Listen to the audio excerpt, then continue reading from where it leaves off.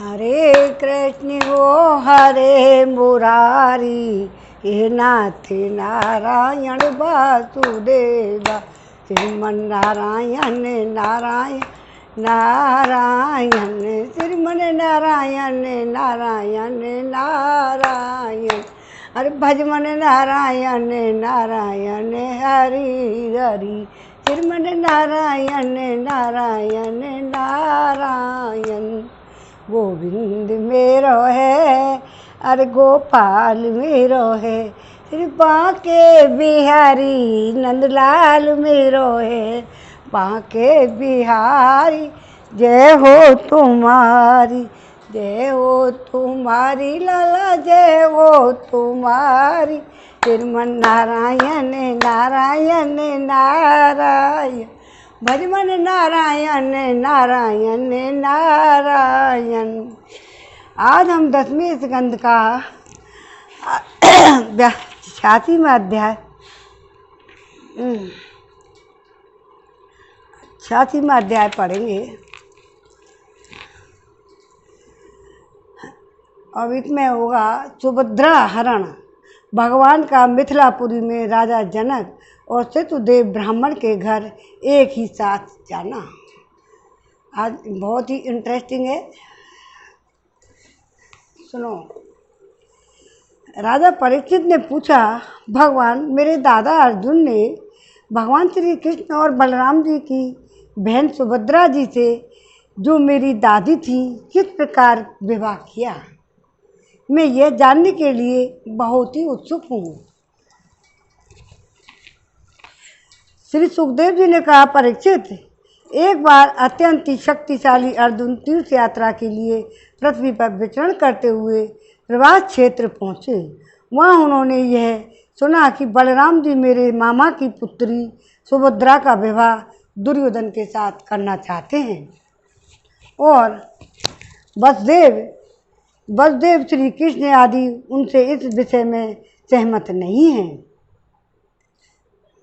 अब अर्जुन के मन में सुभद्रा को पाने की लालसा जाग आई।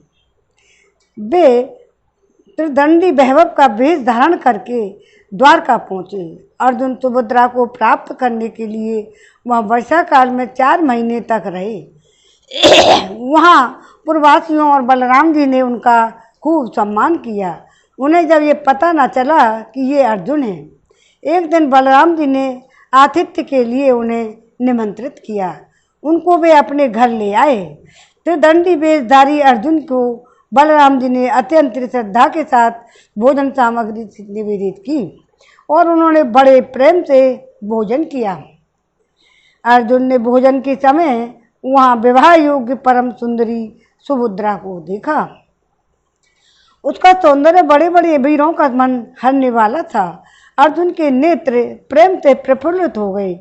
उनका मन उसे पाने की आकांक्षा से क्षुब्ध हो गया और उन्होंने उसे पत्नी बनाने का दृढ़ निश्चय कर लिया। परीक्षित, तुम्हारे दादा अर्जुन भी बड़े ही सुंदर थे। उनकी शरीर की गठन भाव भंगी स्त्रियों का हृदय स्पर्श कर लेती थी। उन्हें देखकर सुभद्रा ने भी मन में उन्हीं को पति बनाने का निश्चय किया। वह तनिक मुस्कुरा कर लजीली चितवन से उनकी ओर देखने लगी। उसने अपना हृदय उन्हें समर्पित कर दिया। तब अर्जुन केवल उसी का चिंतन करने लगे। इस बात का अवसर ढूंढने लगे कि इसे कब दूर हर ले जाऊं। सुभद्रा को प्राप्त करने की उत्कट कामना से उनका चित्त चक्कर काटने लगा। उन्हें तनिक भी शांति नहीं मिलती थी। एक बार सुभद्रा जी देव दर्शन के लिए रथ पर सवार होकर द्वारका दुर्ग से बाहर निकली। उसी समय महारथी अर्जुन ने देवकी वसुदेव और श्री कृष्ण की अनुमति से सुभद्रा का हरण कर लिया। रथ पर सवार होकर वीर अर्जुन ने धनुष उठा लिया और जो सैनिक उन्हें रोकने के लिए आए उन्हें मार पीट कर भगा दिया। सुभद्रा के निज जन रोते चिल्लाते रह गए। अर्जुन जिस प्रकार सिंह अपना भाग लेकर चल देता है, वैसे ही सुभद्रा को लेकर चल पड़े। यह जब समाचार बलराम जी ने सुना, बहुत बिगड़े। वे वैसे ही क्षुब्ध हो उठे। वैसे ही क्षुब्ध उठे जैसे पूर्णिमा के दिन समुद्र।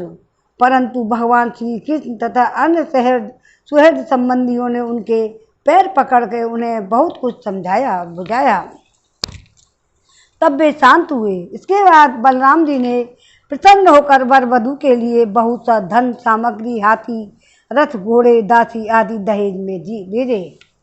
श्री सुखदेव जी कहते हैं, हे राजा परीक्षित, विदेह की राजधानी मिथिला में एक गृहस्थ ब्राह्मण थे। उनका नाम था सुतदेव। वे भगवान श्री कृष्ण के परम भक्त थे। एकमात्र भगवत भक्ति से ही वे पूर्ण मनोरथ, परम शांत, ज्ञानी और विरक्त थे। वे गृहस्थाश्रम में रहते हुए भी किसी प्रकार का उद्योग नहीं करते थे। जो कुछ मिल जाता उसी में अपना निर्वाह कर लेते थे। प्रारब्धवश प्रतिदिन उन्हें जीवन निर्वाह भर के लिए सामग्री मिल जाया करती थी, अधिक नहीं। वे उतने ही से भी संतुष्ट थे और वर्णाश्रम के अनुसार धर्म पालन में तत्पर रहते थे। प्रिय परीक्षित, उस देश के राजा भी ब्राह्मण के समान ही भक्ति मात्र थे। मैथिली वंश के उन प्रतिष्ठित नरपति का नाम था बहुलास्य। क्या नाम था? बहुलास्य। उनमें अहंकार का लेश मात्र भी नहीं था। श्रुतदेव और बहुलास्य दोनों ही भगवान श्री कृष्ण के प्यारे भक्त थे। एक बार भगवान श्री कृष्ण ने उन दोनों पर प्रसन्न होकर दारुक से रथ मंगवाया और उस पर सवार होकर द्वारका से विदेह देश की ओर प्रस्थान किया। भगवान के साथ नारद, वामदेव, अत्रि, वेदव्यास, परशुराम, असित, आर्यन और मैं भी। सुखदेव जी बोले मैं भी था। और सुखदेव जी, बृहस्पति, कांडू ऋषि, मैत्र ऋषि, च्यवन ऋषि आदि ऋषि भी वहाँ थे। परीक्षित, जहाँ जहाँ पहुँचते वहाँ की नागरिक और ग्रामवासी प्रजा पूजा की सामग्री लेकर उपस्थित होती। पूजा करने वालों को भगवान ऐसे जान पड़ते थे मानो ग्रहों के साथ साक्षात सूर्य नारायण उदय हो रहे हों। परीक्षित, उस यात्रा में अनर्थ, धन्व, करुजांगल, कंक, मत्स्य, पांचाल, कुंती, मधु, कैकई, कौशल और अनेक देशों के नर नारियों ने अपने नेत्र रूपी दोनों से भगवान श्री कृष्ण के उन्मुक्त हास्य और प्रेम भरी चितवन से युक्त मुखारविंद की मकरंद रस का पान किया। त्रिलोक गुरु भगवान श्री कृष्ण के दर्शन से उन लोगों की अज्ञान दृष्टि नष्ट हो गई। प्रभु दर्शन करने वाले नर नारियों को अपनी दृष्टि से परम कल्याण और तत्व ज्ञान का दान करते चले रहे थे।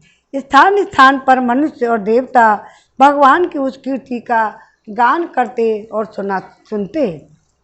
सुनाते जो समस्त दिशाओं का उज्जवल बनाने वाली एवं समस्त अशुभों का विनाश करने वाली हैं। इस प्रकार भगवान श्री कृष्ण धीरे धीरे विदेह देश में पहुँचे। परीक्षित, भगवान श्री कृष्ण के शुभागमन का समाचार जब नागरिक और ग्रामवासियों के आनंद की सीमा नहीं रही, वे अपने हाथों में पूजा की विविध प्रकार की सामग्री लेकर अगवानी करने आए। भगवान श्री कृष्ण का दर्शन करके उनके हृदय और मुख कमल प्रेम और आनंद से खिल उठे। उन्होंने भगवान की तथा उनके मुनियों को, जिनका नाम केवल सुन रखा था देखा न था, हाथ जोड़ मस्तक झुकाकर प्रणाम किया। मिथिला नरेश, बहुलास्य और शत्रुदेव ने यह समाचार समझकर कि जगत गुरु भगवान श्री कृष्ण हम लोगों पर अनुग्रह करने के लिए ही पधारे हैं, उनके चरणों पर गिरकर उन्होंने प्रणाम किया। बहुलास्य और कुशत्रुदेव दोनों ने ही एक साथ हाथ जोड़कर मुनि मंडली के सहित भगवान श्री कृष्ण को आतिथ्य ग्रहण करने के लिए निमंत्रित किया भगवान श्री कृष्ण दोनों की प्रार्थना स्वीकार करके दोनों को ही प्रसन्न करने के लिए एक ही समय पृथक पृथक रूप में दोनों के घर पधारे। और यह बात एक दूसरे को मालूम ना हुई कि भगवान श्री कृष्ण मेरे घर आए हैं, क्या दूसरे भाई उनके साथ आए हैं, अतिरिक्त कहीं और भी जा रहे हैं। विदेहराज बहुलास्य बड़े यश मनुष्य थे। उन्होंने यह देखकर कि दुष्ट दुराचारी पुरुष जिनका नाम भी नहीं सुन सकते, वे ही भगवान श्री कृष्ण ऋषि मुनि मेरे घर पधारे हैं, परंतु सुंदर सुंदर आसन मंगाए और भगवान श्री कृष्ण तथा ऋषि मुनि आराम से उन पर बैठ गए। उस समय बहुलास्य की विचित्र दशा थी। प्रेम भक्ति के उद्रेक से उनका हृदय भर आया था, नेत्रों में आंसू उमड़ रहे थे। उन्होंने अपने पूज्यतम अतिथियों के चरणों में नमस्कार करके पांव पखारे, अपने कुटुंब के साथ उनके चरणों का लोक पावन जल सिर पर धारण किया। फिर भगवान एवं भगवत स्वरूप ऋषियों को कि गंधमाला, वस्त्र, अलंकार, धूप आदि अर्ध गो बैल जब सब लोग भोजन करके तृप्त हो गए, तब राजा बहुलास्य भगवान श्री कृष्ण के चरणों को अपनी गोद में लेकर बैठ गए और बड़े आनंद से धीरे धीरे उन्हें सहलाते हुए मधुर वाणी से भगवान की स्तुति करने लगे। श्रीमन नारायण नारायण हरि हरि, श्रीमन नारायण नारायण लक्ष्मीपति, श्रीमन नारायण नारायण नारायण, अरे भजमन नारायण नारायण नारायण, हरे कृष्ण हो हरे मुरारी, हे नाथ नारायण वासुदेवा, श्रीमन नारायण नारायण नारायण। अब मधुर वाणी से भगवान की स्तुति करने लगे। राजा बहुलास्य ने कहा, प्रभु आप समस्त प्राणियों की आत्मा, साक्षी और स्वयं प्रकाश हैं। हम सदा सर्वदा आपके चरण कमलों का स्मरण करते रहते हैं। इसी से आपने हम लोगों को दर्शन देकर कृतार्थ किया है। हे भगवान, आपके वचन हैं कि मेरा अनन्य प्रेमी भक्त मुझे अपने स्वरूप बलराम जी, अर्धांगिनी लक्ष्मी और पुत्र ब्रह्मा से भी बढ़कर प्रिय है। अपने उन वचनों को सत्य करने के लिए ही आपने हम लोगों को दर्शन दिया है। हे प्रभु, भला ऐसा कौन पुरुष है जो आपकी इस परम दयालुता और प्रेम परवशता को जानकर भी आपके चरण कमलों का परित्याग कर सके। हे प्रभु, जिन्होंने जगत की समस्त वस्तुओं और शरीर आदि का भी मन से परित्याग कर दिया है, उन परम शांत मुनियों को आप अपने तक को भी देशा डालते हैं। आपने यदुवंश में अवतार लेकर जन्म मृत्यु के चक्कर में पड़े हुए मनुष्यों को उसे मुक्त करने के लिए जगत में ऐसे विशुद्ध यश का विस्तार किया है जो त्रिलोकी के पाप ताप को शांत करने वाला है। हे प्रभु, आप अचिंत्य अनंत ऐश्वर्य और माधुर्य की निधि हैं। सबके चित्त को अपनी ओर आकर्षित करने के लिए आप सच्चिदानंद स्वरूप परम ब्रह्म परमात्मा हैं। आपका ज्ञान अनंत है। परम शांति का विस्तार करने के लिए आप ही नारायण ऋषि के रूप में तपस्या कर रहे हैं। श्रीमन नारायण नारायण नारायण, भजमन नारायण नारायण नारायण। मैं आपको नमस्कार करता हूँ। एक रस अनंत आप कुछ दिनों तक मुनि मंडली के साथ हमारे यहाँ निवास कीजिए। अपने चरणों की धूलि से इस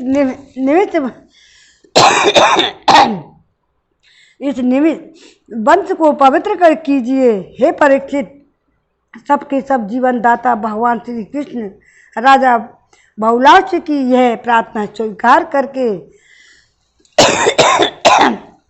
मिथिलावासी नर नारियों को कल्याण करते हुए कुछ दिनों तक वहीं रहे। प्रिय परीक्षित, जैसे राजा पौलाश भगवान श्री कृष्ण और मुनि मंडली के पधारने पर आनंद मग्न हो गए थे, वैसे ही श्रुतदेव ब्राह्मण भी भगवान श्री कृष्ण और मुनियों को अपने घर आया देखकर आनंद विहीन हो गए। वे उन्हें नमस्कार करके अपने वस्त्र उछाल उछाल कर नाचने लगे। ऋतुदेव ने चटाई पीढ़े कुशासन बिछाकर उन पर भगवान श्री कृष्ण और मुनियों को बैठाया। स्वागत है।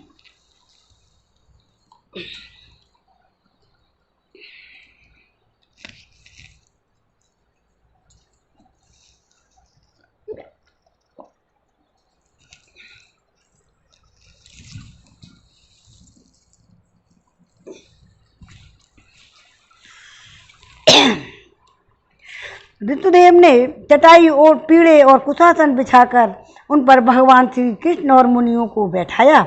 स्वागत भाषण आदि के द्वारा उनका अभिनंदन किया तथा अपनी पत्नी के साथ बड़े आनंद से सबके पांव पखारे। परीक्षित, महान सौभाग्यशाली ऋतुदेव ने भगवान और ऋषियों के चरणोदक से अपने घर और कुटुंबियों को शीश दिया। इस समय उनके सारे मनोरथ पूर्ण हो गए। वे हर्ष तरेक से मतवाले हो रहे थे। तदंतर उन्होंने फल, गंध और खस से सुवासित निर्मल एवं मधुर जल, सुगंधित मिट्टी, तुलसी, कुसुम, कमल आदि अनायास ही प्राप्त पूजा सामग्री और सत्गुण बढ़ाने वाले अन्न से सबकी आराधना की। उस समय ऋतुदेव जी मन मन तर्कना करने लगे कि मैं तो घर गृहस्थी के अंधेरे कुएं में गिरा हुआ हूँ, अभागा हूँ। मुझे भगवान श्री कृष्ण, उनके निवास स्थान ऋषि मुनियों का, जिनके चरणों की धूल ही समस्त तीर्थों को तीर्थ बनाने वाली है, समागम कैसे प्राप्त हो गया। जब सब लोग आतिथ्य स्वीकार करके आराम से बैठ गए, तब ऋतुदेव अपने स्त्री, पुत्र तथा अन्य संबंधियों के साथ उनकी सेवा में उपस्थित हुए। वे भगवान श्री कृष्ण के चरण कमलों का स्पर्श करते हुए कहने लगे। ऋतुदेव ने कहा, प्रभु, आप व्यक्त अव्यक्त रूप और प्रकृति और जीवों से परे पुरुषोत्तम हैं।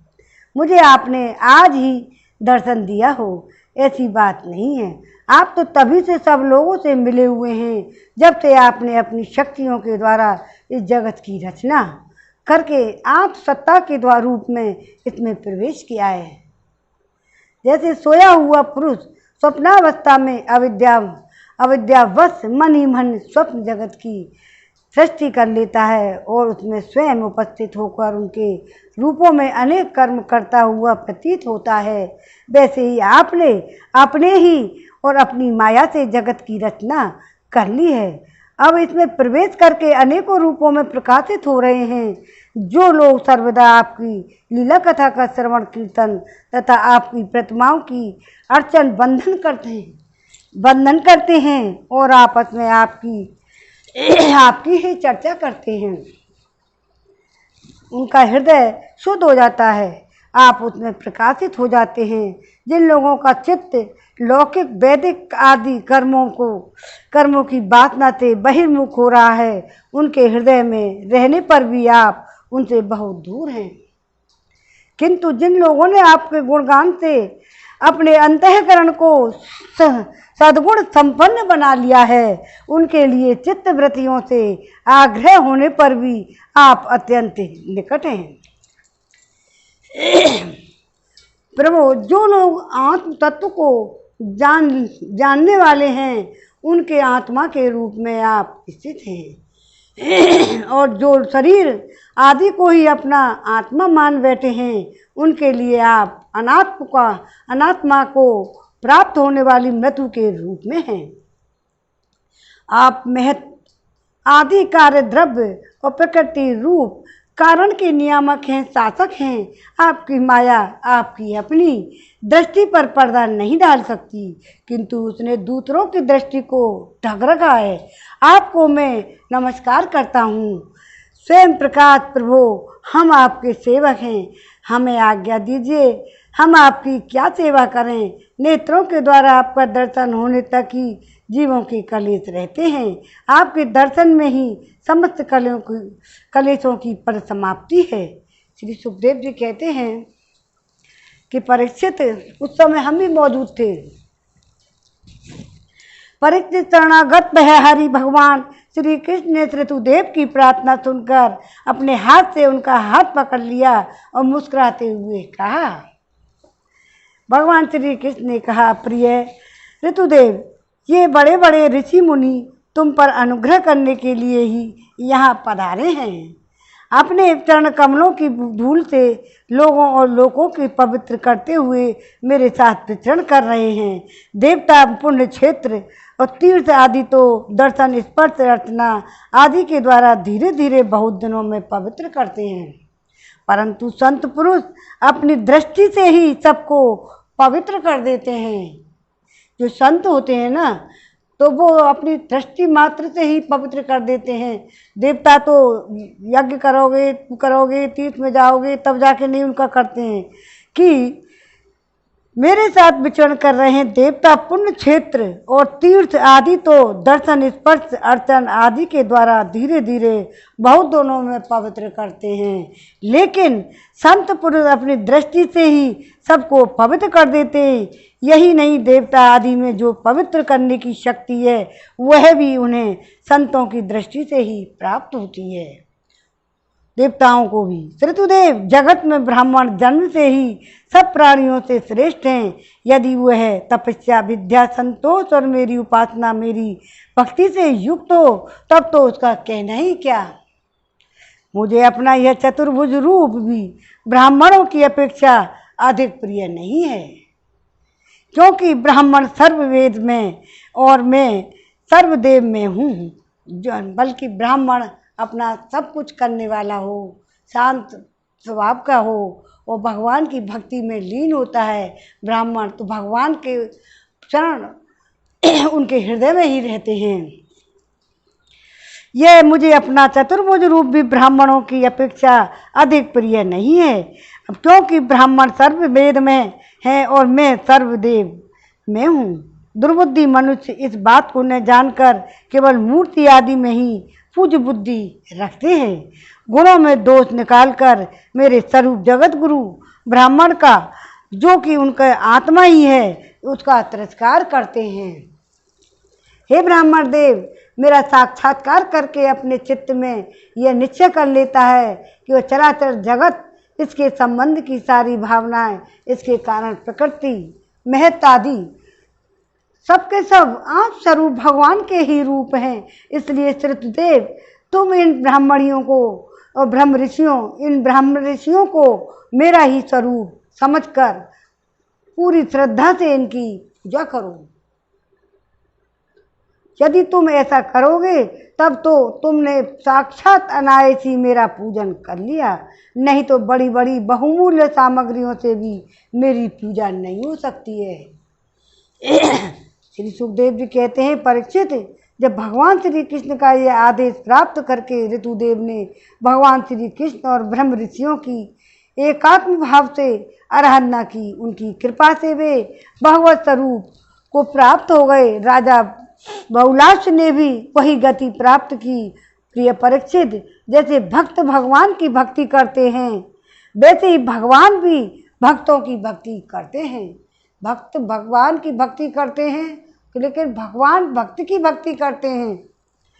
वे अपने दोनों भक्तों को प्रसन्न करने के लिए कुछ दिनों तक मिथिलापुर में ही रहे। उन्हें साधु पुरुषों का मार्ग उपदेश करके वे द्वारका को लौट आए। श्रीमन नारायण नारायण नारायण, भजमन नारायण नारायण नारायण, गोविंद मेरो है गोपाल मेरो है, कृपा के बिहारी ये नंदलाल मेरो है। बाके बिहारी जय हो तुम्हारी, जय हो तुम्हारी लाला, जय हो तुम्हारी, भजमन नारायण नारायण नारायण। अब 86वें अध्याय में विराम हो गया है। अब 87वां अध्याय 10वें स्कंद में पढ़ेंगे और तो आप सुनोगे वेद स्तुति। ये क्या है? वेद स्तुति, वेदों की स्तुति। राजा परीक्षित ने पूछा, भगवान ब्रह्म कार्य और कारण से सर्वथा परे हैं, सत्व रज और तम ये तीनों गुण उसमें है ही नहीं, और मन और वाणी से संकेत रूप में भी उसका निर्देश नहीं किया जा सकता। और दूसरी ओर समस्त ऋतुओं का विषय गुण ही है।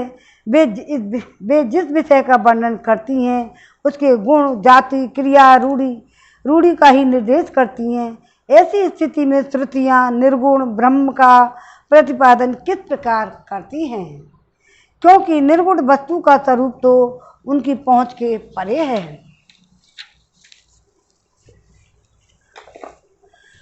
श्री सुखदेव जी कहते हैं, परीक्षित, भगवान सर्वशक्तिमान गुणों के विधान हैं। श्रुतियाँ स्पष्टतः सगुण का ही निरूपण करती हैं, परंतु विचार करने पर उनका तात्पर्य निर्गुण ही निकलता है। विचार करने के लिए भगवान ने जीवों के लिए बुद्धि, इंद्रिय, मन, प्राणों की सृष्टि की है और इनके द्वारा वे स्वेच्छा से अर्थ, धर्म, काम अथवा मोक्ष का अर्जन कर सकते हैं। प्राणों के द्वारा जीवन धारण और श्रवण आदि इंद्रियों के द्वारा महावाक्य आदि का श्रवण, मन के द्वारा मनन और बुद्धि के द्वारा निश्चय करने का श्रुतियों के तात्पर्य निर्गुण स्वरूप का साक्षात्कार हो सकता है। ये अब दोबारा सुनाएंगे। भगवान जीवों के लिए बुद्धि, इंद्रिय, मन और प्राणों की भगवान ने क्या किया है?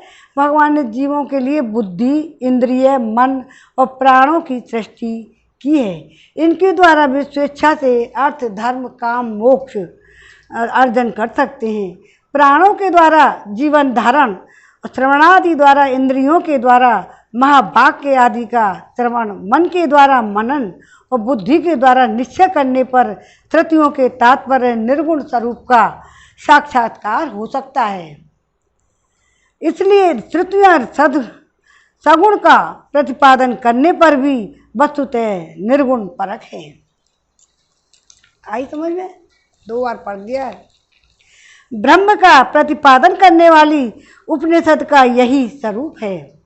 इसे पूर्वजों के भी पूर्वज सनकादिक ऋषियों ने आत्मनिश्चय के द्वारा धारण किया है। जो मनुष्य इसे श्रद्धापूर्वक धारण करता है वह बंधन के कारण समस्त उपाधियों अनात्म भावों से मुक्त होकर अपने परम कल्याण स्वरूप परमात्मा को प्राप्त हो जाता है। श्रीमन नारायण नारायण नारायण, भजमन नारायण नारायण नारायण।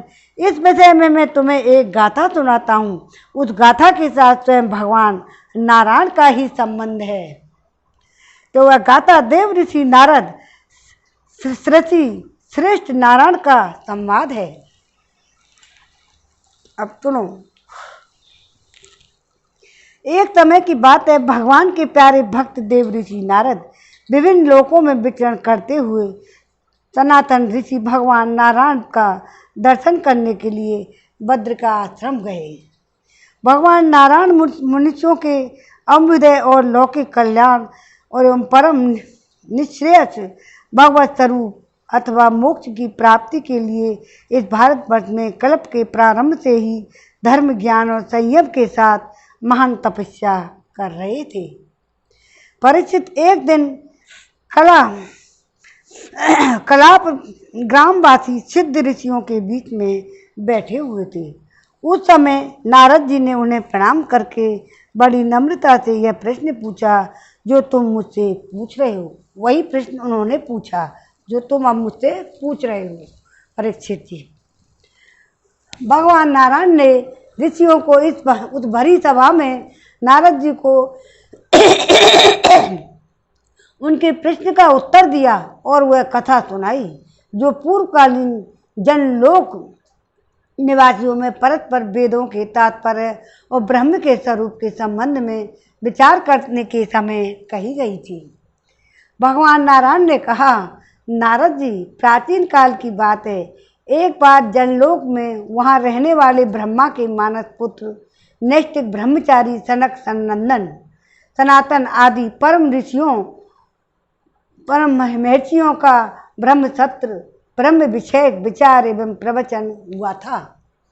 उस समय तुम मेरी श्वेत दीपाधिपति अनिरुद्ध मूर्ति का दर्शन करने के लिए श्वेत द्वीप चले गए थे। उस समय वहाँ उस ब्रह्म के संबंध में बड़ी ही सुंदर चर्चा हुई थी, जिसके विषय में श्रुतियाँ भी मौन धारण कर लेती हैं। स्पष्ट वर्णन न करके तात्पर्य रूप से लक्षित कराती हुई उसी में सो जाती हैं। उस ब्रह्म सत्र में यही प्रश्न उपस्थित किया गया, जो ये सुनने लायक है, बहुत गहन अध्ययन है। सुनो, अच्छी तरह सुनो, मन लगा कर। जो तुम मुझसे पूछ रहे हो, सनक और सनंदन सनातन सनत कुमार, ये चारों भाई शास्त्रीय ज्ञान और तपस्याशील स्वभाव में समान हैं। उन लोगों की दृष्टि में शत्रु मित्र उदासीन एक से हैं, फिर भी उन्होंने अपने में से सनंदन को तो वक्ता बना लिया और शेष भाई सुनने के इच्छुक बनकर बैठ गए। सनंदन जी ने कहा, जिस प्रकार प्रातःकाल होने पर सोते हुए सम्राट को जगाने के लिए अनुजीवी बंदीजन उसके पास आते हैं और सम्राट के पराक्रम तथा श्वेत का गान करके उसे जगाते हैं, वैसे ही जब परमात्मा अपने बनाए हुए संपूर्ण जगत को अपने में पहले लीन कर लेता है और अपनी शक्तियों सहित सोए रहते हैं, तब प्रलय के अंत में त्रुटियां उनका प्रतिपादन करने वाले वचनों से उन्हें इस प्रकार जगाती हैं।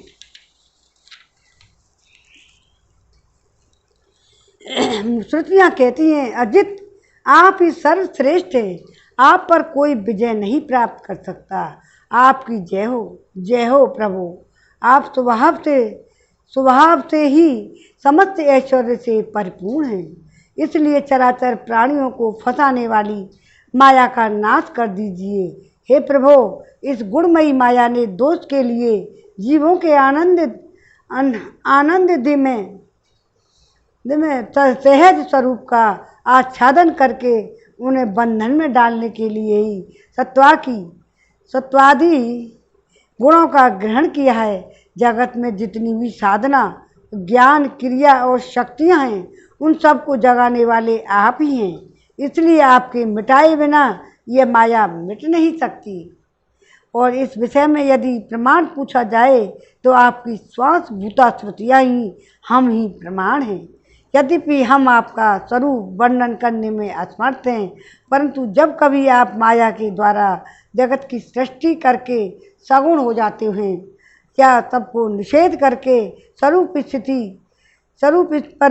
स्थिति में लीला करते हैं, अथवा अपना सच्चिदानंद स्वरूप श्री विग्रह प्रकट करके क्रीड़ा करते हैं, तभी हम यत्किंचित आपका वर्णन करने में समर्थ होते हैं। आगे समझे? इसमें संदेह नहीं कि हमारे द्वारा इंद्र वरुण आदि देवताओं का भी वर्णन किया जाता है, परंतु हमारे त्रुटियों के सारे मंत्र अथवा सभी मंत्र दृष्टा प्रति प्रतीत होने वाले संपूर्ण जगत को परम ब्रह्म स्वरूप ही अनुभव करते हैं। उस समय भी आप बच रहते हैं, जैसे घट शराब मिट्टी का प्याला कसौरा आदि सभी विकार मिट्टी से ही उत्पन्न उसी में लीन होते हैं, उसी प्रकार संपूर्ण जगत की उत्पत्ति प्रलय आपस में होती है। तब क्या आप पृथ्वी के समान विकारी हैं? विकारी नहीं, आप तो एक रस निर्विकार हैं। निर्विकार, इसी से तो यह जगत आप में उत्पन्न नहीं प्रतीत है। इसलिए जैसे घट शराब आदि का वर्णन भी मिट्टी का ही वर्णन है, वैसे इंद्र वरुण आदि देवताओं का वर्णन भी आपका ही वर्णन है।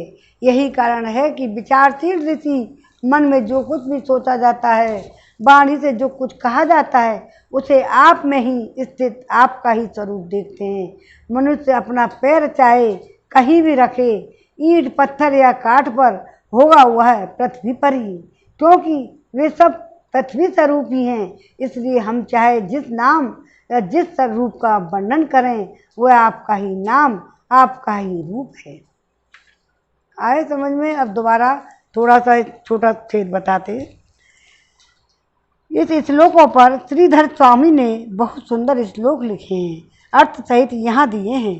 जय जयाजित जहंग जंगम व्रतम जामुपनीति मृता गुणाम ने भवन्तु मुते प्रभम अंतर्मी निगम गीत गुणावर्णता तम। अजित आपकी जय हो। जय हो इसका अर्थ है जय झूठे गुण धारण करके चराचर जीव को आच्छादित करने वाली इस माया को नष्ट कर दीजिए हे प्रभु। आपके बिना बेचारे ही जीव इसको नहीं मार सकेंगे और नहीं पार पा सकेंगे। वेद इस बात का गान करते रहते हैं, आप सकल सद्गुणों के समुद्र हैं। ये सनत कुमारों ने ही जो अपने 3 भाइयों को सुना रहे हैं और भगवान श्री कृष्ण इनको सुना रहे हैं, नारद जी को।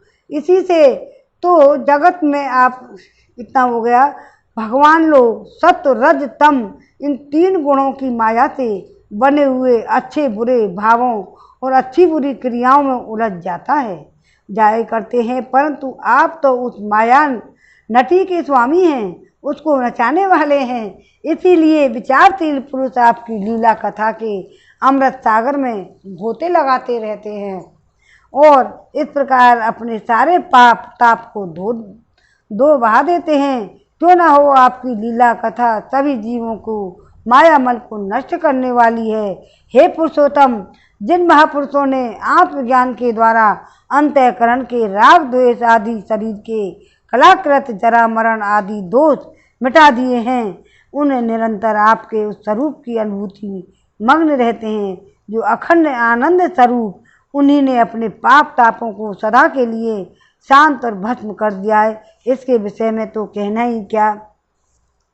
अब दूसरा दो तीन ये दोहे हैं, इनका अर्थ थोड़ा सा बताना पड़ेगा कि ब्रह्मा अग्नि सूर्य इंद्र आदि देवता संपूर्ण जगत प्रतीत होने पर भी आपसे पृथक नहीं है।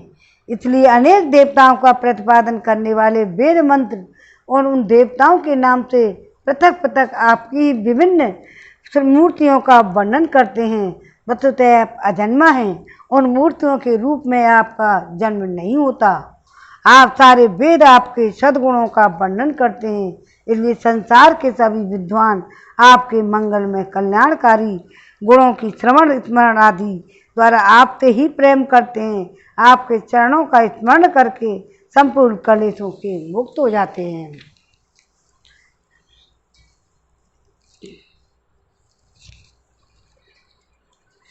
भगवान प्राणधारियों के जीवन की सफलता इसी में है कि आपका भजन सेवन करें, आपकी आज्ञा का पालन करें। यदि वे ऐसा नहीं करते हैं तो उनका जीवन व्यर्थ है। उनके शरीर में श्वास का चलना ठीक वैसा ही है जैसा लोहार की धोखनी में हवा का आना जाना। मैं तत्व अहंकार आदि ने आपके अनुग्रह से आपके उनमें प्रवेश करने पर ही इस ब्रह्मांड की सृष्टि की है। वह तत्व अहंकार आदि ने आपके अनुग्रह से आपके उन प्रवेश करने पर ही इस ब्रह्मांड की सृष्टि की है। अन्न में, प्राण में और मनो में और विज्ञान में, आनंद में। कौन कौन से? अन्न में, प्राण में, मनो में, विज्ञान में और आनंद में। इन 5 कोशों में पुरुष रहने से पुरुष रूप से रहने वाले, उनमें मैं की स्फूर्ति करने वाले भी आप ही हैं। आपके ही अस्तित्व से उन कोशों को अस्तित्व का अनुभव होता है और उनके न रहने पर भी अंतिम अवधि रूप में आप विराजमान रहते हैं। इस प्रकार सब में अवंतित आप सबकी अवधि होने पर भी आप असंग ही हैं। और योग प्राणायाम में भी ये सबसे पहले ही ये पांचों कोष आते हैं। कौन कौन से? अन्न में, प्राण में, मनो में, विज्ञान में, आनंद में, और सबकी अवधि होने पर आप ही असंगी हैं, क्योंकि वास्तव में जो कुछ वृत्तियों के द्वारा अस्थि अथवा नास्ति के रूप में अनुभव होता है, उन समस्त कार्य कारणों से आप परे हैं।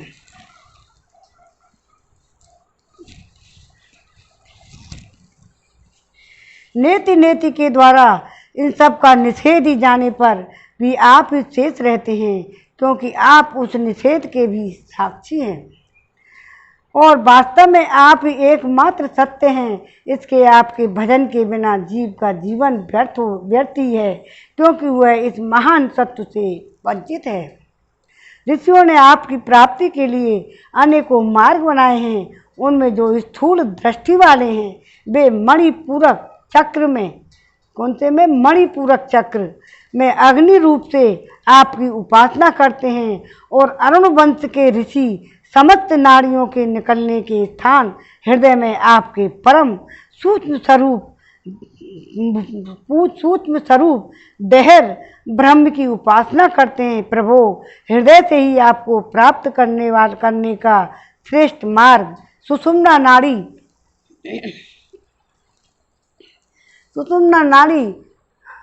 ब्रह्मांड तक मत गई हुई है। जो पुरुष उस ज्योतिर्मय मार्ग को जब प्राप्त कर लेता है और उसके ऊपर की ओर बढ़ता है, फिर जन्म मृत्यु के चक्कर में नहीं पड़ता। भगवान, आपने ही देवता, मनुष्य, पशु, पक्षी आदि योनियां बनाई हैं। सदा सर्वत्र सब रूपों में आप ही हैं। इसलिए कारण रूप से प्रवेश न करने पर भी आप ऐसे जान पड़ते हैं मानो उसमें प्रविष्ट हुए हों। साथ ही विभिन्न आकृतियों का अनुकरण करके कहीं उत्तम तो कहीं अधम रूप से प्रतीत होते हैं। जैसे आग छोटी बड़ी लकड़ियों और कर्मों के अनुसार प्रचुर अथवा अल्प परिमाण में या उत्तम अधम रूप में प्रतीत होती है। इसलिए संत पुरुष लौकिक पारलौकिक कर्मों की दुकानदारी से उनके फलों से विरक्त हो जाते हैं और अपनी निर्मल बुद्धि से सत्य असत्य, आत्मा अनात्मा को पहचान कर जगत के झूठे रूपों में नहीं फंसते। आपके सर्वत्र एक रस संभाव से स्थित सत्य स्वरूप का साक्षात्कार करते हैं। हे प्रभु, जीव जिन शरीरों में रहता है वे उसके कर्म के द्वारा निर्मित होते हैं।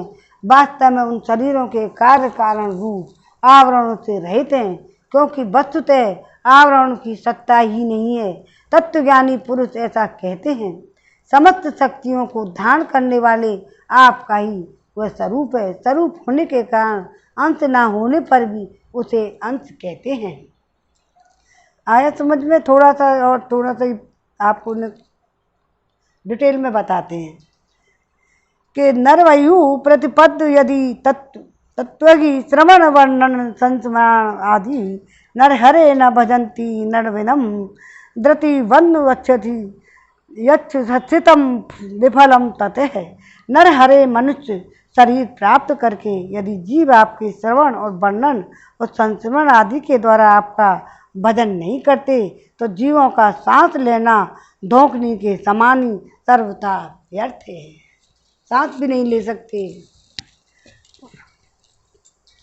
मनुष्य ऋषि मुनियों के द्वारा बतलाई हुई पद्धतियों से ही उधर और स्थानों में जिनका चिंतन करते हैं और जो प्रभु उनके चिंतन करने पर मृत्यु भय का नाश कर देते हैं, उन हृदय देश में विराजमान प्रभु की हम उपासना करते हैं। अपने द्वारा निर्मित संपूर्ण कार्यों में जो न्यूनाधिक श्रेष्ठ कनिष्ठ भाव से रहित एवं सब में भरपूर हैं, इस रूप में अनुभव आने वाली निर्विशेष सत्ता के रूप में स्थित हैं, उन भगवान का हम भजन करते हैं।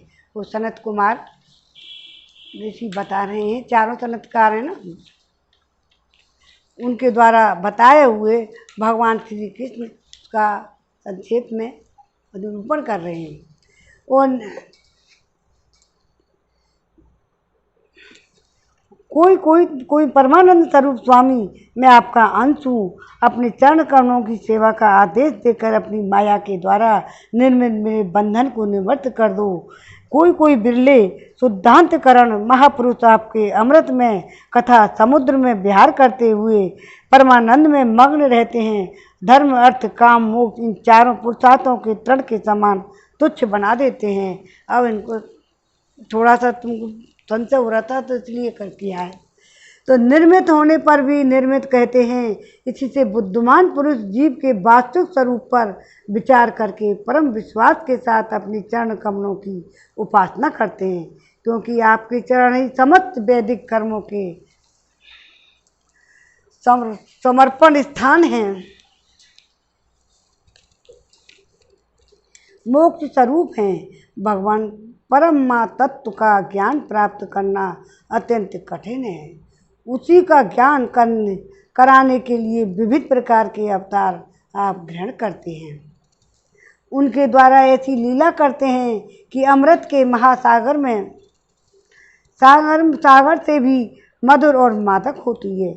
जो उसका सेवन करते हैं उनकी सारी थकावट दूर हो जाती है। हे परमानंद में मग्न हो जाते हैं।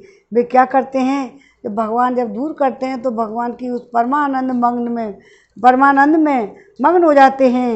वे कुछ ऐसी भक्त होते हैं, भक्त तो ऐसे होते हैं जो आपकी लीला कथाओं को छोड़कर मोक्ष की भी अभिलाषा नहीं करते, क्योंकि स्वर्ग आदि में तो बात ही क्या, वे आपके चरण कमलों के प्रेमी परमहंसों के सत्संग में जहाँ आपकी कथा होती है इतना सुख मानते हैं कि उसके लिए जीवन में प्राप्त अपनी गर्भगृहस्थी का भी परित्याग कर देते हैं।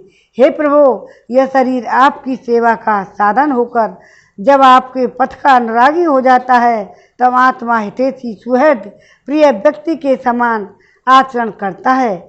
आप जीव के सच्चे हितैषी प्रियतम और आत्मा ही हैं। सदा सर्वदा जीव को अपनाने के लिए तैयार भी रहते हैं। इतनी सुगमता होने पर भी तथा अनुकूल मानव शरीर को पाकर भी लोग सांख्य भाव आदि के द्वारा आपकी उपासना नहीं करते, आप में नहीं रमते, बल्कि इस विनाशी और असत शरीर तथा उसके संबंधियों में ही रम जाते हैं। जो माया जाल तो हमारे लिए तुम्हारे लिए लगा हुआ है उसमें लगे रहते हैं, धंधे पानी में।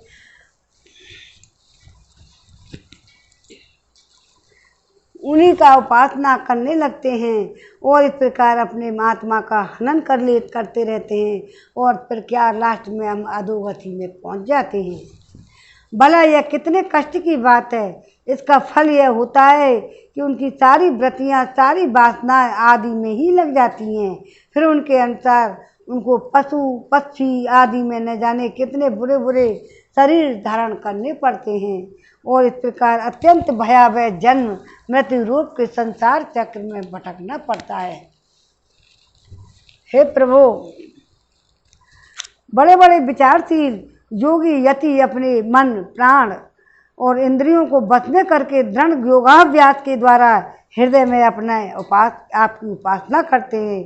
परंतु आश्चर्य की बात यह है कि उन्हें जिस पद की प्राप्ति होती है उसी की प्राप्ति उन शत्रुओं को भी हो जाती है जो आपसे बैर भाव रखते हैं, क्योंकि स्मृत तो वे भी करते ही हैं।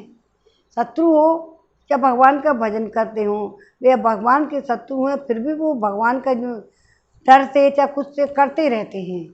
तो इसमें यही बात आई है कि जिस पद की प्राप्ति होती है उसी पद की प्राप्ति शत्रुओं को भी हो जाती है जो आपसे बैर भाव रखते हैं, क्योंकि स्मरण तो वे भी करते हैं। कहाँ तक कहें भगवान पे स्त्रियां जो अज्ञानवश आपको परछिन्न मानती हैं और आपकी शेष नाग के समान मोटी और लंबी सुकुमार भुजाओं के प्रति काम भाव से आसक्त रहती हैं, जिस परम पद को प्राप्त करती हैं वही पद हम श्रुतियों को भी प्राप्त होता है। यद्यपि हम आपको सदा सर्वदा एक रस अनुभव करती हैं और आपकी चरणाविंद का मकरंद सा रसपान करती रहती हैं, क्यों ना हो आप समदर्शी हैं जो हैं। आपकी दृष्टि में उपासक की परिच्छिन्न या अपरिच्छिन्न भाव में कोई अंतर नहीं है। इसमें कोई भी इनका क्या है, भेद में कोई भी अंतर नहीं है। जैसे आगे और सुनो, कथा सुनाएंगे थोड़ी सी। आप जगत के स्वामी हैं, अपनी आत्मा ही हैं। इस जीवन में ही मेरा मन आप में रम जाए। मेरे स्वामी, मेरा ऐसा सौभाग्य कब होगा। जब मुझे इस प्रकार का मनुष्य जन्म मिलेगा।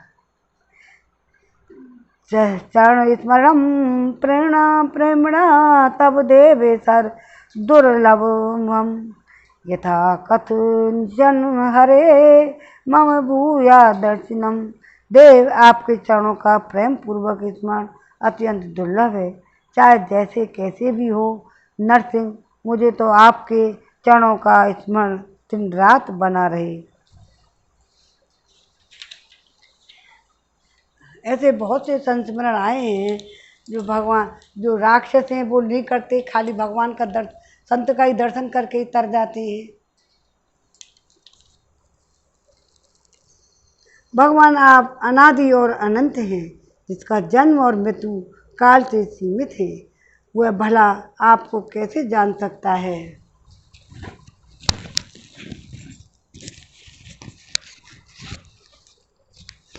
स्वयं ब्रह्मा जी निवृत्ति परायण, सनकादि और प्रवृत्ति परायण मरीज आदि भी बहुत पीछे आपसे ही उत्पन्न हुए हैं। जिस समय आप सबको समेट कर सो जाते हैं, उस समय ऐसा कोई साधन नहीं रह जाता जिससे उनके साथ ही सोया हुआ जीव आपको जान सके, क्योंकि वह उस समय ना तो आकाश आदि स्थूल जगत रहता है, न महत्वादि सूक्ष्म जगत। इन दोनों में से बने हुए शरीर और उनके निमित्त क्षण मुहूर्त काल के अंग भी नहीं रहते। उस समय कुछ भी नहीं रहता, यहाँ तक कि शास्त्र भी आपस में आप में ही समा जाते हैं। ऐसी अवस्था में आपको जानने की चेष्टा न करके आपका भजन करना ही सर्वोत्तम मार्ग है। हे प्रभु, कुछ लोग मानते हैं कि असत जगत की उत्पत्ति होती है और कुछ लोग कहते हैं सत्य रूप में दुखों का नाश होने पर मुक्ति मिलती है। दूसरे लोग आत्मा को अनेक मानते हैं और कई लोग कर्मों के द्वारा प्राप्त होने वाले लोक और परलोक रूप व्यवहार को सत्य मानते हैं। इसमें संदेह नहीं, वे सभी बातें ब्रह्ममूलक हैं और आरोप करके ही ऐसा उपदेश करते हैं। पुरुष त्रिगुण में और इस प्रकार का भेदभाव केवल अज्ञान से ही होता है और आप अज्ञान से सर्वथा परे हैं, इसलिए ज्ञान स्वरूप आप में किसी प्रकार का भेदभाव नहीं है। अब समझाने के लिए थोड़ा सा पढ़ा जाए। काम बुद्धि आदि सरुदे कैचा भूमत में तवे दीन बंधु दया सिंधो भक्ति में नर हर हृदय से। अनंत कहाँ बुद्धि आदि पर छिन्न उपाधियों से घिरा हुआ मैं, और कहाँ आपका मन वाणी आदि के अगोचर स्वरूप। आपका ज्ञान तो बहुत ही कठिन है, इसलिए दीन बंधु दया सिंधु नरहरि देव, मुझे तो अपनी भक्ति ही दीजिए, अपनी भक्ति ही दे दीजिए। मिथ्यात तर्क सुख कर्क स्रोत महाबाधा अंधकार तर बांग्या मंद मतेर मंद महिमस्त्र ज्ञान मत वस्त्रमा स्फुटक श्री मंद माधवो वामन त्रिनयन श्री शंकर श्रीपते गोविंदेति मुदा बदन मधुपते मुक्त है कदा श्याम। अनंत महाशक्ति वाली प्रभु, जो मंदबुद्धि मंदमती पुरुष झूठे और तर्कों के द्वारा प्रेरित अत्यंत कर्कश वाद विवाद के घोर के अंधकार में भटक रहे हैं, उनके लिए आपके ज्ञान का मार्ग स्पष्ट सूझना संभव नहीं है। इसलिए मेरे जीवन में ऐसी सौभाग्य की घड़ी कब आएगी जो मैं श्री माधव वामन और त्रिलोचन श्री शंकर श्रीपति गोविंद मधुपते इस प्रकार आपको आनंद में भरकर पुकारता हुआ मुक्त हो जाऊंगा। त्रिगुणात्मक जगत मन की कल्पना मात्र है। केवल यही नहीं, परमात्मा जगत में अलग अलग प्रतीत होने वाला पुरुष भी कल्पना मात्र ही है। इस प्रकार वास्तव में असत होने पर भी अपने सत्य अधिष्ठान आपकी सत्ता के कारण यह सत्य सा प्रतीत हो, ये ज्ञान मार्ग सुनाया जा रहा है।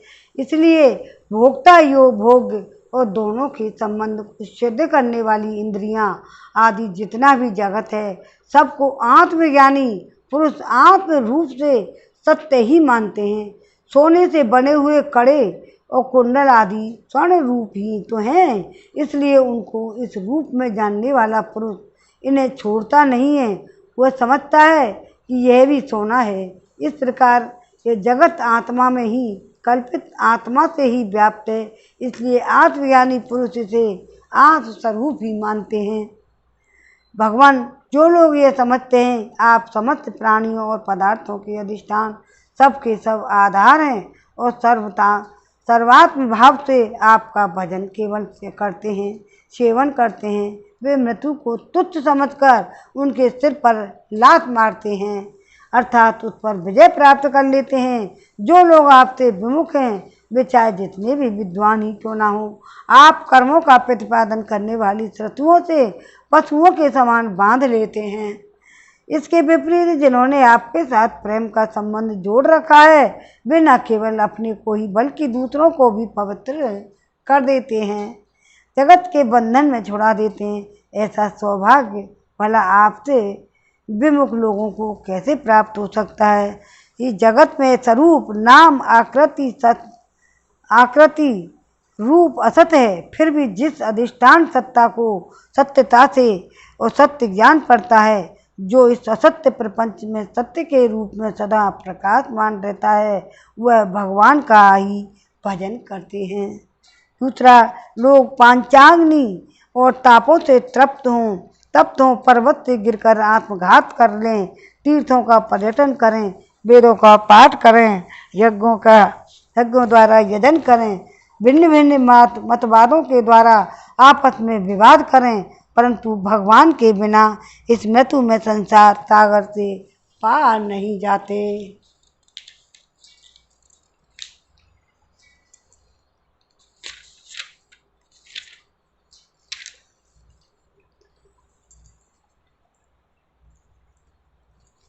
वेदों के बारे में बताया गया है।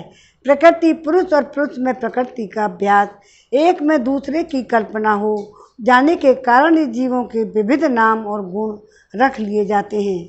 अंत में जैसे समुद्र में नदियाँ और मधु में समस्त पुष्पों का रस समा जाता है, वैसे ही वे सबके सब, मधु मतलब शहद में सभी फूल पुष्पों का लेकर के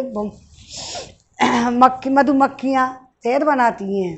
तो वैसे ही जैसे अंत में जैसे समुद्र में सारी नदियाँ और मधु में समस्त फूलों के रस समा जाते हैं, वैसे ही सबके सब उपाधि रहित आपस में आप में ही समा जाते हैं। इसलिए जीवों की भिन्नता, उनका पृथक अस्तित्व आपके द्वारा नियंत्रित है। उनकी पृथक स्वतंत्रता, सर्वव्यापकता वास्तविकता सत्य को न जानने के लिए कारण ही मानी जाती है। भगवान, सभी जीव आपकी माया से भ्रम में भटक रहे हैं, अपने को आपसे पृथक मानकर जन्म मृत्यु का चक्कर काट रहे हैं, परंतु बुद्धिमान पुरुष इस भ्रम को समझ लेते हैं और संपूर्ण भक्ति भाव से आपकी शरण ग्रहण करते हैं। ये वेदों के व्याख्यान हैं, इसलिए आपको समझने में थोड़ी दिक्कत तो आएगी, पर सुने तो अच्छा मन लगेगा। परंतु संपूर्ण भक्ति भाव से आपकी शरण ग्रहण करते हैं, क्योंकि आप जन्म चक्कर के मृत्यु के चक्कर से छुड़ाने वाले हैं। यदि भी शीत, ग्रीष्म और वर्षा, इन तीनों भागों वाले काल चक्र आपका भ्रू विलास मात्र हैं, वह सभी को भयभीत करता है, परंतु उन्हीं को बार बार भयभीत करता है जो आपकी शरण नहीं लेते। जो आपके शरणागत भक्त हैं, उन्हें भला जन्म मृत्यु रूप का संसार का भय कैसे हो सकता है? जैसे जीवों के सहित संपूर्ण विश्व जिनमें उदय होता है, सुषुप्त और अवस्था में विलय को प्राप्त होता है और भान होता है। गुरुदेव की करुणा प्राप्त होने पर जब शुद्ध आत्मा का ज्ञान होता है, तो समुद्र में नदी के समान सहसा जिनमें आत्यंतिक प्रलय को प्राप्त हो जाता है, उन्हीं त्रिभुवन गुरु नरसिंह भगवान की मैं अपने हृदय में भावना करता हूँ। जैसे नरसिंह, यह जीव संसार चक्र की ओर से टुकड़े टुकड़े हो रहा है, नाना प्रकार के सांसारिक तापों की धधकती लपेटों से झुलस रहा है। यह आपत्तिग्रस्त जीव किसी प्रकार आपकी कृपा से आपकी शरण में आया है और आपका इसका उद्धार कीजिए। परमानंद गुरुदेव, भगवान, जब मेरा मन आपके चरणों में स्थान प्राप्त कर लेगा तब मैं आपकी कृपा से समस्त साधनों के पवित्र परिश्रम से छुटकारा पाकर परमानंद प्राप्त करूंगा। ये आपका भजन करते हैं उनके लिए आप स्वयं साक्षात्कार परमानंद चिदघन आत्मा ही हैं, इसलिए उन्हें तुच्छ स्त्री पुत्र आदि धन आदि से कोई प्रयोजन नहीं है। अब आगे, अजन्मा प्रभो, जिन योगियों में अपनी इंद्रियों और प्राणों को बस में कर लिया है, वे भी जब गुरुदेव के चरणों की शरण न लेकर उस शंकल एवं अत्यंत चंचल मन को तुरंत को अपने बस में करने का प्रयत्न करते हैं, तब अपने साधनों में सफल नहीं होते। उन्हें बार बार खेद और सैकड़ों विपत्तियों का सामना करना पड़ता है। केवल श्रम और दुख ही उनके हाथ लगता है। उनकी ठीक वही दिशा होती है जैसी समुद्र में बिना कर्णधार की नाचवान नाव पर यात्रा करने वाले व्यापारियों की होती है। तात्पर्य यह है कि जो मन को बस में करना जानते हैं और चाहते हैं, उनके लिए कर्णधार गुरु की अनिवार्य आवश्यकता है। भगवान, आप अखंड आनंद स्वरूप और शरणागतों की आत्मा हैं। आपके रहते हैं स्वजन पुत्र देह स्त्री धन महल पृथ्वी प्राण और रक्त आदि से क्या प्रयोजन है। जो लोग इस सत्य सिद्धांत को न जानकर स्त्री पुरुष के संबंध में जो होने वाले सुखों में ही रम रहे हैं, उन्हें संसार में भला ऐसी कौन कौन सी वस्तु हैं जो सुखी कर सकें, क्योंकि संसार की सभी वस्तुएं स्वभाव से ही विनाशी हैं, एक न एक दिन मटिया मेट होने वाली जानी वाली हैं। तो क्या ये स्वरूप से ही सारहीन और सत्ताहीन है, वे भला क्या सुख दे सकती हैं। हे प्रभो, हे भगवान, जो ऐश्वर्य लक्ष्मी विद्या जाति तपस्या आदि के संबंध से रहित हैं, वे संत पुरुष इस पृथ्वी तल पर परम विचित्र और सबको पवित्र करने वाली पुण्य में सच्चे तीर्थ स्थान हैं, क्योंकि उनके हृदय में आपके चरण बिंद सर्वदा विराजमान रहते हैं। यही कारण है कि उन संत पुरुषों का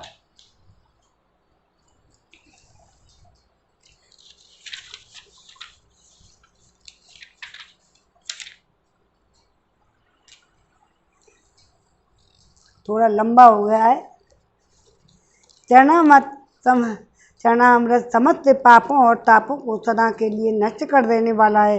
हे भगवान, आप नित्य आनंद स्वरूप आत्मा ही हो, जो एक बार आपको अपना मन समर्पित कर देते हैं, मन आप में ही मन लगा देते हैं, वे उन देह गेह कभी नहीं फंसते।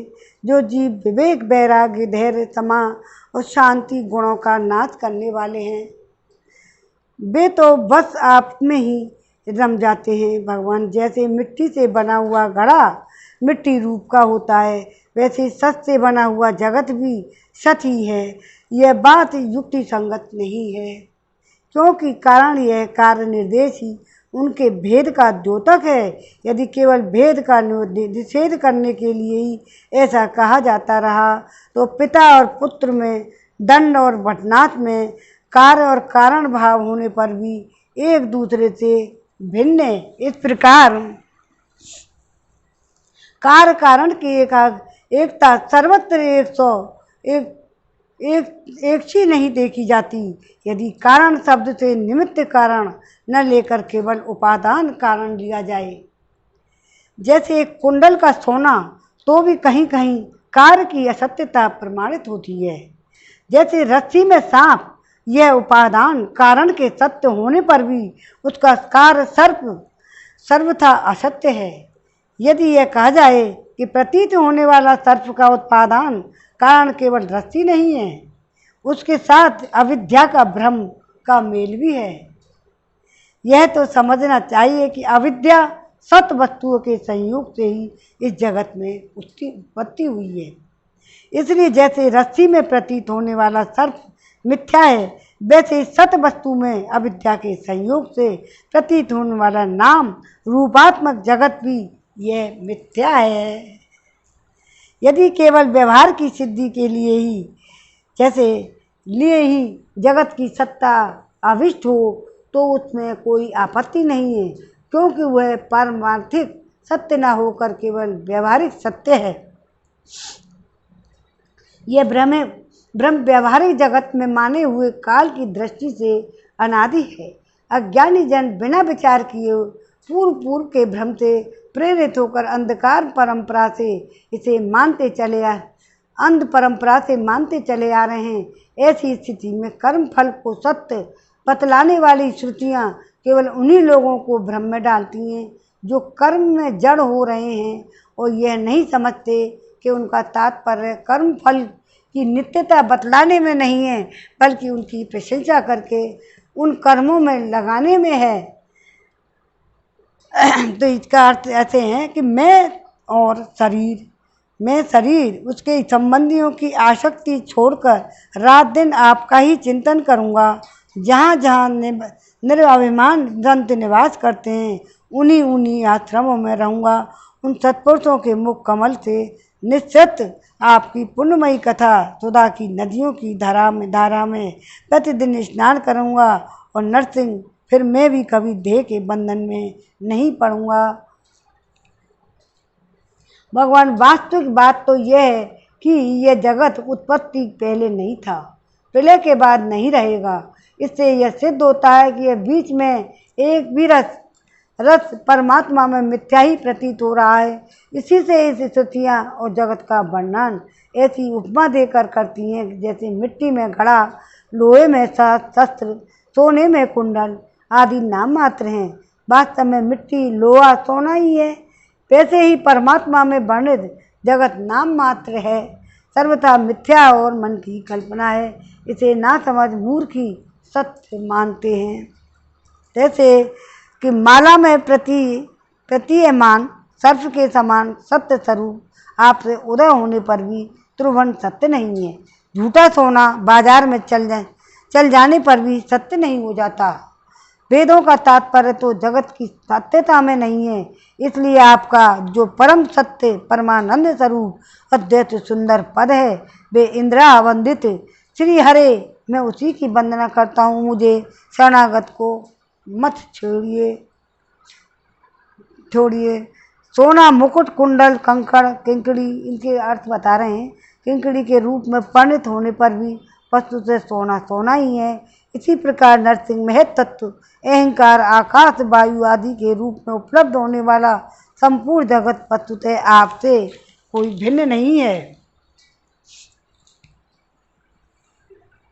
अरे भगवान, जिस जीव माया से मोहित होकर अविद्या को अपना लेता है उस समय उसके स्वरूप भूत आनंद आदि गुण ढक जाते हैं। वह गुण जन्य वृत्तियाँ इंद्रियों और देह में फंस जाता है। उन्हीं को अपना आपा मानकर उनकी सेवा करने लगता है।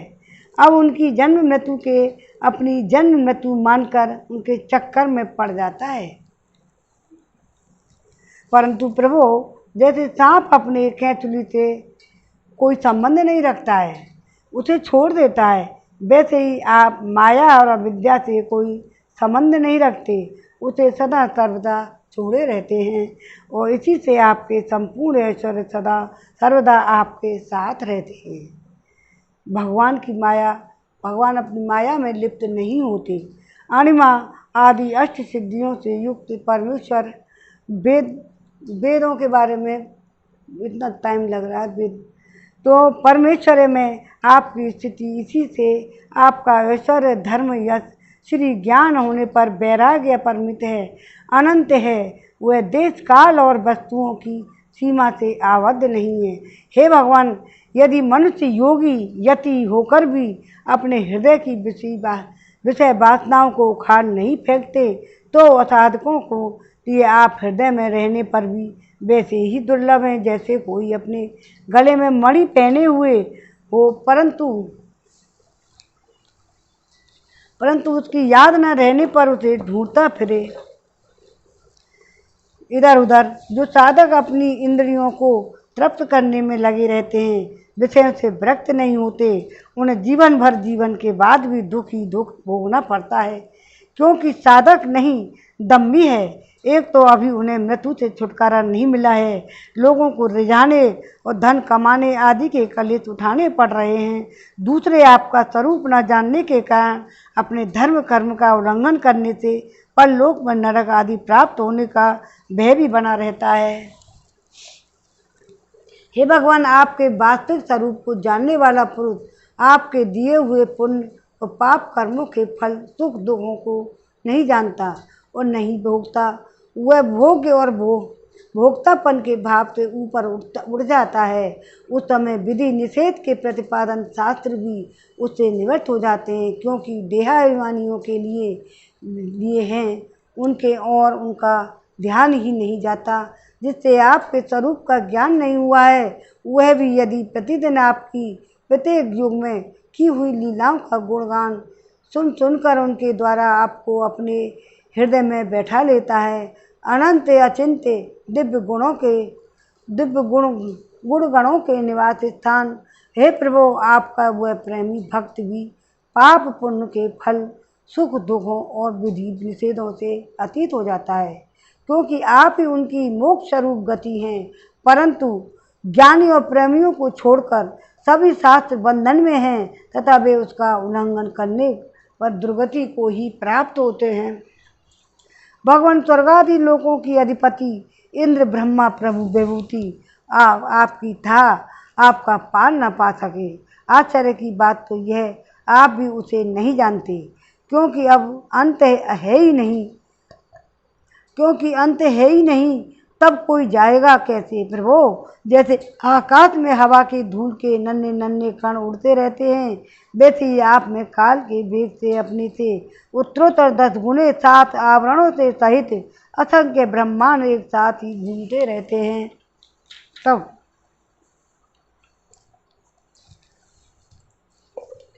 आपकी सीमा कैसे मिले, हम श्रुतियों भी आपके स्वरूप का साक्षात वर्णन नहीं कर सकती। आपके अतिरिक्त वस्तुओं का निषेध करते करते अंत में अपना भी निषेध कर देती हैं। आप में ही अपनी सत्ता खोकर सफल हो जाती हैं। फिर भगवान नारायण ने कहा, हे देवऋषि, इस प्रकार भगवान नारद जी को बता रहे हैं, सनकादिक ऋषियों ने दिए था ये वेदों के बारे में बताया है। और ये जो ज्ञान जो बहुत ही गूढ़ रहते हैं, सुनने वाले बहुत से तो बोर हो जाते हैं, बहुत से इसको अपने में उतार लेते हैं, वो उतार लेते हैं, बेड़ा पार हो जाता है।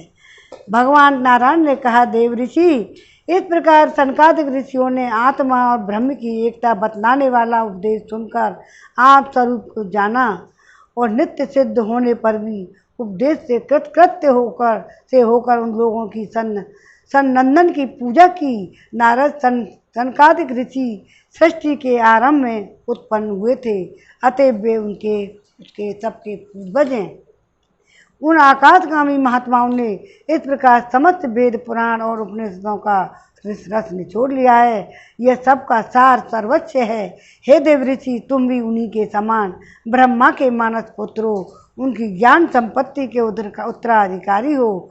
तुम भी श्रद्धा के साथ इस ब्रह्मात्म विद्या को धारण करो और स्वच्छंद भाव से पृथ्वी में विचरण करो। यह विद्या मनुष्यों की समस्त वासनाओं को भस्म कर देने वाली है।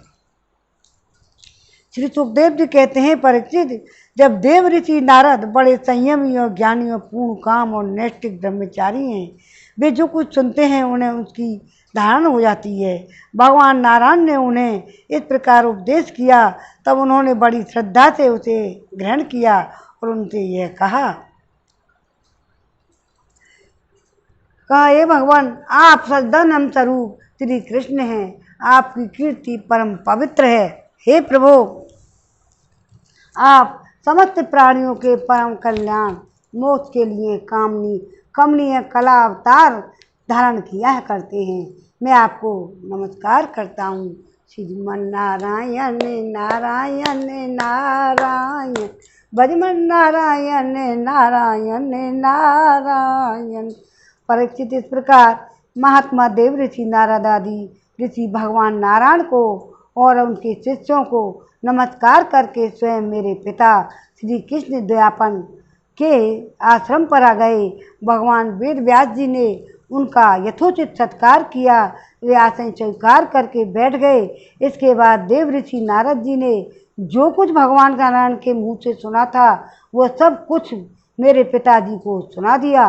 राजन, इस प्रकार मैंने तुम्हें बतलाया कि मन वाणी से अगोचर और समस्त प्राकृतिक गुणों से रहित परम ब्रह्म परमात्मा का वर्णन श्रुतियाँ किस प्रकार करती हैं और उसमें मन का कैसे प्रवेश होता है। यही तो तुम्हारा प्रश्न था। परीक्षित, भगवान ही इस विश्व का संकल्प करते हैं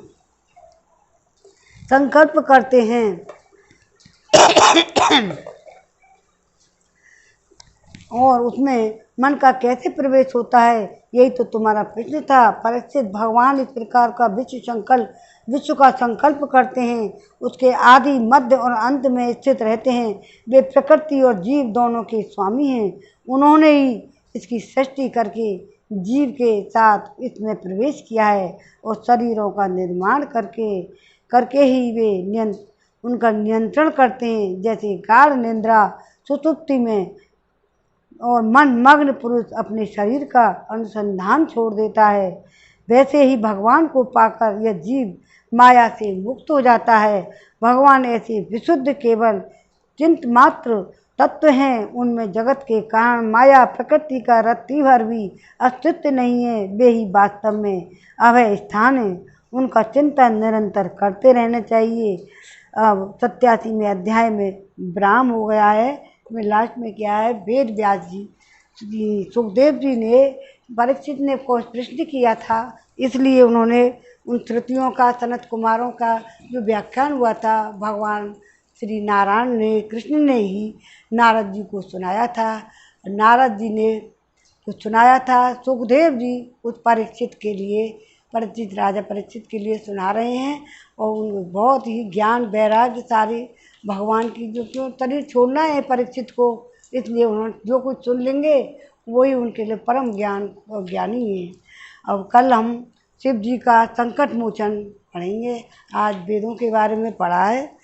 श्रीमन नारायण नारायण नारायण भजमन नारायण नारायण नारायण गोविंद मेरो है अरे गोपाल मेरो है श्री बांके बिहारी नंदलाल मेरो है बांके बिहारी जय हो तुम्हार श्रीमन नारायण नारायण नारायण भगवान नारायण नारायण नारायण। भगवान नारायण की महिमा अपरंपार है।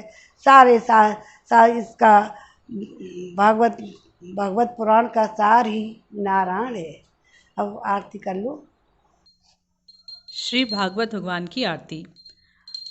श्री भागवत भगवान की है आरती पापियों को पाप से है तारती। श्री भागवत भगवान की है आरती पापियों को पाप से है तारती। ये अमर ग्रंथ ये मुख्य पंथ ये पंचम वेद निराला ज्योति जगाने वाला हरि गान यही वरदान यही जग के मंगल की आरती। श्रीयों को पाप से है तारती। श्री भागवत भगवान की है आरती पापियों को पाप से है तारती। ये शांति गीत पावन पुनीत साकोप मिटाने वाला हरि दरस दिखाने वाला करनी है दुख हरनी मधुसूदन की आरती पापियों को पाप से है तारती। भगवत भगवान की है आरती पापियों को पाप से है तारती। ये मधुर बोल जग फंद खोल सन्मार्ग दिखाने वाला बिगड़ी को बनाने वाला। श्री राम यही घनश्याम यही प्रभु की महिमा की आरती। पापियों को पाप से है तारती। श्री भागवत भगवान की है आरती। पापियों को पाप से है तारती। नमो भगवते वासुदेवाय नमः। के आनंद की जय। जय राधे। जय श्री राधे।